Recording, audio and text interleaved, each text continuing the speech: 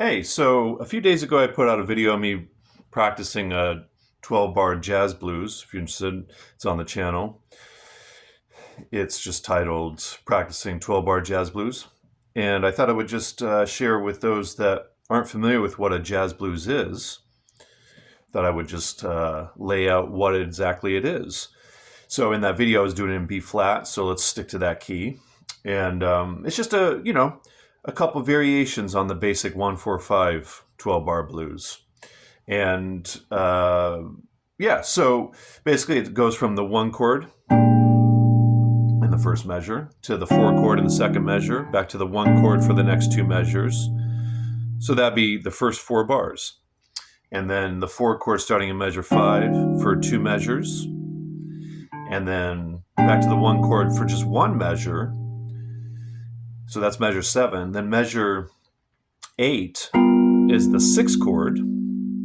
And then the 2 in measure 9, 5 in measure 10, back to the 1, measure 11, and then measure 12. Let's add another tension there. Back to the 5, and then you're back to the 1. Now, a very common variation in the last 2 measures is to go 1, 6, 2, 5, 1.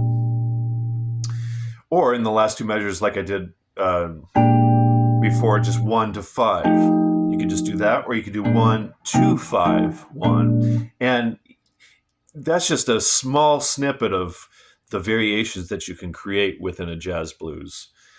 So like with most stuff in jazz, it's very malleable, which is part of what makes it fun and interesting, is you can kind of personalize and decide, this time around I'm not going to go to the 4 chord in the second measure, or I'm just going to go to the 1 and the 5 in the last 2 measures. You can play with it.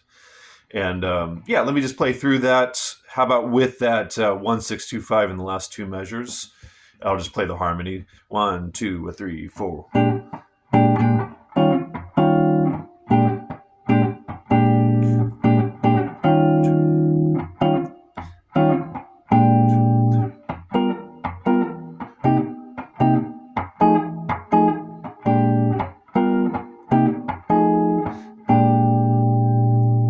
Yeah, so there's a jazz blues in B flat.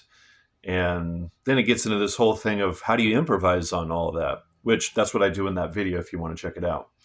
All right, there it is.